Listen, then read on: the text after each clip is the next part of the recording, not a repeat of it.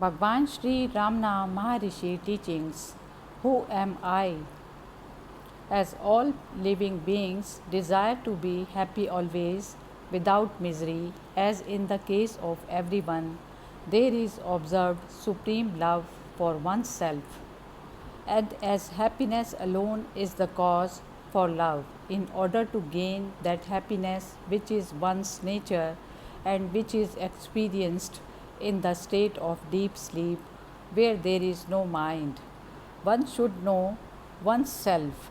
For that, the path of knowledge, the inquiry of the form, who am I, is the principal means. First, who am I? The gross body, which is composed of the seven humors, dhatus, I am not. The five cognitive sense organs, the senses of hearing, touch, sight, taste, and smell, which apprehend their respective objects, sound, touch, color, taste, and odor, I am not. The five conative sense organs, the organs of speech, locomotion, grasping, excretion, and procreation, which have as their respective functions speaking, moving, grasping, excreting, and enjoying. I am not. The five vital airs, prana, etc., which perform respectively the five functions of inbreathing, etc., I am not. Even the mind which thinks I am not. The nescience too, which is endowed only with the residual impressions of objects and in which there are no objects and no functions, I am not. Second, if I am none of these, then who am I? After negating all of the above mentioned as not this, that awareness which alone remains, that I am. Third, what is the nature of awareness? The nature of awareness is existence, consciousness, bliss. Fourth, when will the realization of the self be gained? When the world, which is what is seen, has been removed, there will be realization of the self, which is the seer. Fifth, will there not be realization of the self even while the world is there, taken as real? There will be not. Sixth, why? The seer and the object seen are like the rope and the snake, just as the knowledge of the rope, which is the substrate, will not arise unless the false knowledge of the illusory serpent goes. So, the realization of the self, which is the substrate, will not be gained unless the belief that the world is real is removed. Seventh, when will the world, which is the object seen, be removed? When the mind, which is the cause of all cognition and of all actions, becomes quiescent, the world will disappear. Eighth, what is the nature of the mind? What is called mind is a wondrous power residing in the self. It causes all thoughts to arise. Apart from thoughts, there is no such thing as mind. Therefore, thought is the nature of mind. Apart from thoughts, there is no independent entity called the world. In deep sleep, there are no thoughts and there is no world. In the states of waking and dream, there are thoughts and there is a world also. Just as the spider emits the thread of the web out of itself and again withdraws it into itself, likewise the mind projects the world out of itself and again resolves it into itself. When the mind comes out of the self, the world appears. Therefore, when the world appears to be real, the self doesn't appear.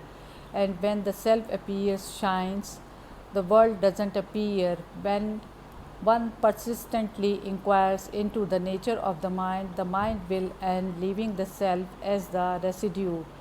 What is referred to as the self is the Atma.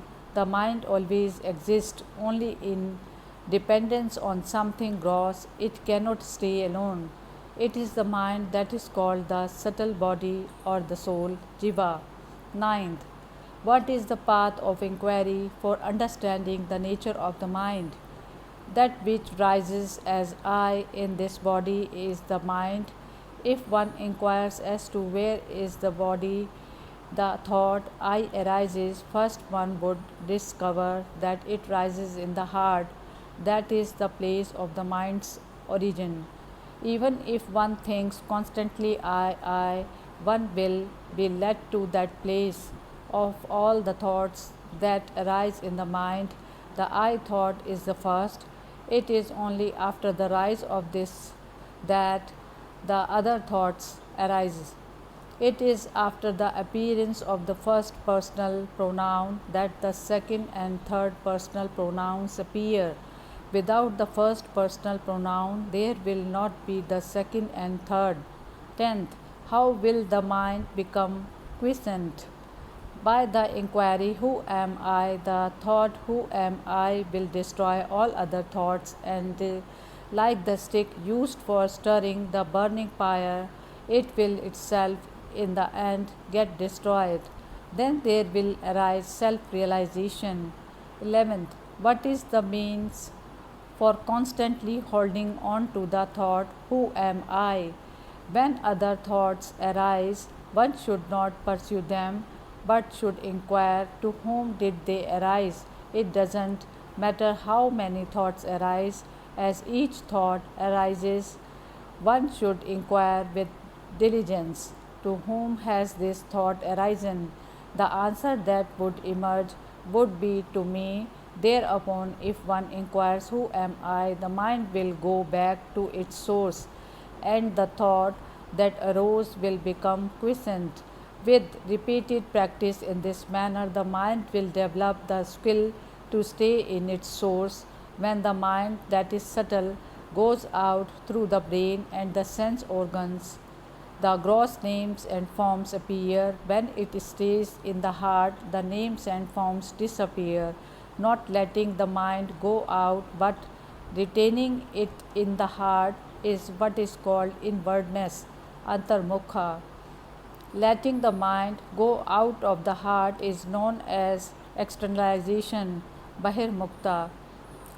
Thus, when the mind stays in the heart, the I, which is the source of all thoughts, will go, and the self which ever exists will shine. Whatever one does, one should do without the egoity I. If one acts in that way, all will appear as of the nature of the Shiva, God. 12th, are there no other means for making the mind quiescent? Other than inquiry, there are no adequate means. If through other means it is sought to control the mind will appear to be controlled but will again go forth. Through the control of breath also, the mind will become quiescent, but it will be quiescent only so long as the breath remains controlled, and when the breath resumes, the mind also will again start moving and will wander as impelled by residual impressions. The source is the same for both mind and breath. Thought indeed is the nature of the mind. The thought I is the first thought of the mind, and that is equity. It is from that whence equity originates that breath also originates. Therefore, when the mind becomes quiescent, the breath is controlled, and when the breath is controlled, the mind becomes quiescent. But in deep sleep, although the mind becomes quiescent, the breath doesn't stop. This is because of the will of God, so that the body may be preserved and other people may not be under the impression that it is dead. In the state of waking and in samadhi, when the mind becomes quiescent, the breath is death. The mind keeps breath in the body, and the body dies, the mind takes the breath along with it. Therefore, the exercise of breath control is only an aid for rendering the mind quiescent. It will not destroy the mind, manonasha. Like the practice of breath control, meditation on the forms of God, repetition of mantras, restrictions on food, etc. Through meditation on the forms of God and through repetition of mantras, the mind becomes one pointed. The mind will always be wandering, just as when the chain is given to an elephant to hold in its trunk, it will go along grasping the chain and nothing else. So, also, when the mind is occupied with the name or form, it will grasp that alone. When the mind expands in the form of countless thoughts, each thought becomes weak. But as thoughts get resolved, the mind becomes one pointed and strong. For such a mind, self inquiry will become easy. Of all the restrictive rules that relating to the taking of sattvic food in moderate quantities is best, by observing this rule, the sattvic quantity of mind will increase, and that will be helpful to self inquiry. 13. The residual impressions, thoughts of objects appear unending like the waves of an ocean. When will all of them be removed? As the meditation on the self rises higher and higher, the thoughts will get destroyed. 14th. It is possible for the residual impressions of objects that come from beginningless time, as it were, to be resolved, and for one to remain as the pure self without yielding to the doubt, is it possible or not? One should persistently hold on to the meditation on the self, even if one be a great sinner. One should not worry and weep, "Oh, I am a sinner, how can I be saved?" One should completely renounce the thought, "I am a sinner," and concentrate keenly on meditation on the self. Then one would surely succeed. There are not two minds, one good and the other evil. The mind is only one. It is the residual impressions that are of the two kinds, auspicious and inauspicious. When the mind is under the influence of auspicious impressions, it is called good, and when it is under the influence of inauspicious impressions, it is regarded as evil. The mind should not be allowed to wander toward worldly objects and what concerns other people. However bad other people may be, one should bear no hatred for them. Both desire and hatred should be eschewed. All that one gives to others, one gives to one's self. If this truth is understood, who will not give to others? When one's self arises, all arises. When one's self becomes quiescent, all becomes quiescent. To the extent we behave with humility, to that extent there will result good. If the mind is rendered quiescent, one may live anywhere. 15th. How long should inquiry be practiced? As long as there are impressions of objects in the mind, so long the inquiry, "Who am I?" is required. As thoughts arise, they should be destroyed then and there in the very place of their origin. Through inquiry, if one resorted to contemplation of the self unintermittently until the self was gained, that alone would do.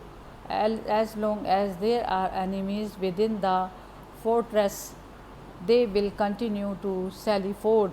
If they are destroyed as they emerge, the fortress will fall into our hands. 16th. What is the nature of the self? What exists in truth is the self alone. The world, the individual soul, and God are appearances in it, like silver in mother of pearl. These three appear at the same time and disappear at the same time. The self is that where there is absolutely no I thought, that is called silence. The self itself is the world, the self itself is I, the self itself is God, all is Shiva, the self. 17th. Is not everything the work of God? Without desire, resolve, or effort, the sun rises, and it's in its mere presence. The sunstone emits fire, the lotus blooms, water evaporates. People perform their various functions and then rest, just as in the presence of the magnet the needle moves. It is by virtue of the mere presence of God that the souls, governed by the three cosmic functions or the fivefold divine activity, perform their actions and then rest in accordance with their respective karmas. God has no resolve, no karma attaches itself to him. This is like worldly actions not affecting the sun, or like the merits and demerits of the other four elements not affecting the all pervading ether. 18th. Of the devotees, who is the greatest? He who gives himself up to the self, that is God, is the most excellent devotee. Giving one's self up to God means remaining constantly in the self without giving room for the rise of any thoughts other than the thought of the self. Whatever burdens are thrown on God, he bears them, since the supreme power of God makes all things move. Why should we, without submitting ourselves to it, constantly worry ourselves with thoughts as to what should be done and how, and what should not be done and how not?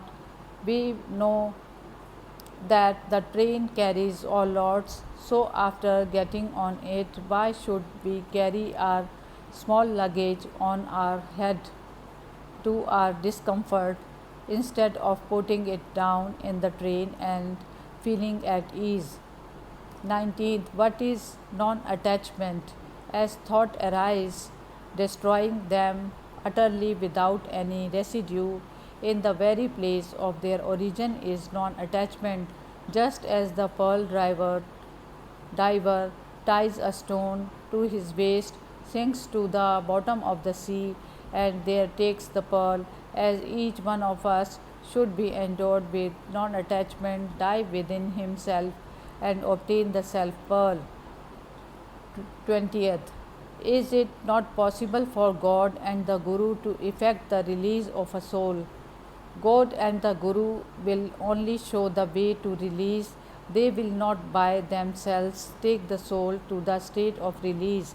In truth, God and the Guru are not different, just as the prey which has fallen into the jaws of a tiger has no escape, so those who have come within the ambit of the Guru's gracious look will be saved by the Guru and will not get lost.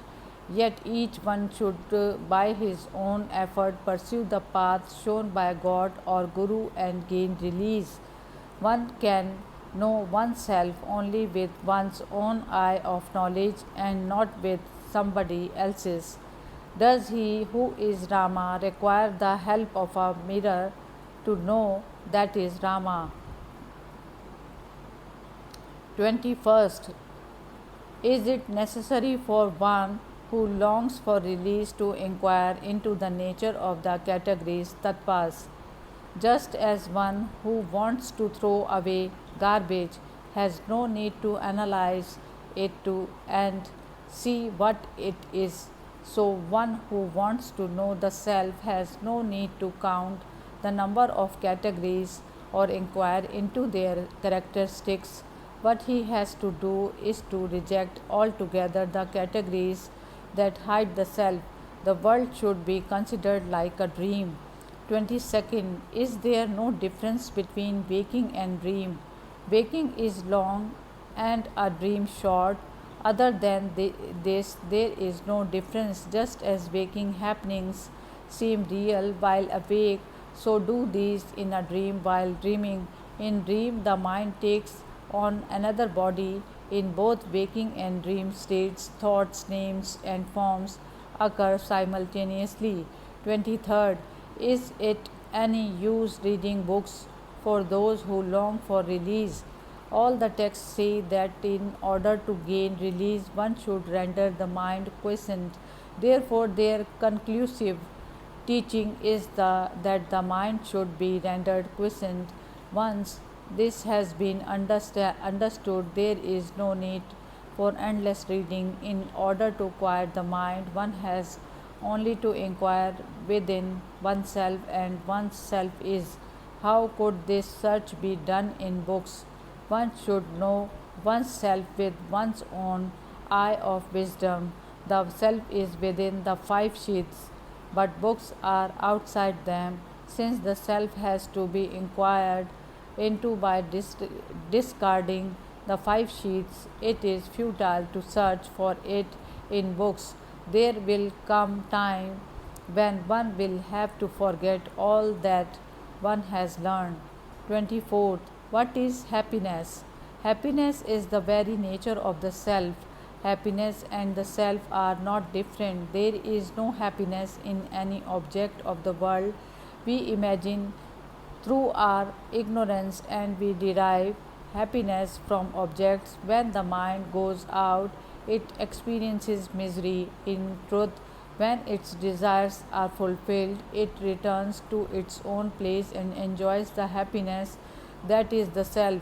Similarly, in the states of sleep, samadhi, and fainting, and when the object desired is obtained or the object disliked is removed, the mind becomes inward turned and enjoys pure self happiness. Thus, the mind moves without rest, alternately going out of the self and returning to it. Under the tree, the shade is pleasant. Out in the open, the heart is scorching. A person who has been going about in the sun feels cool when he reaches the shade. Someone who keeps on going from the shade into the sun and then back into the shade is a cool.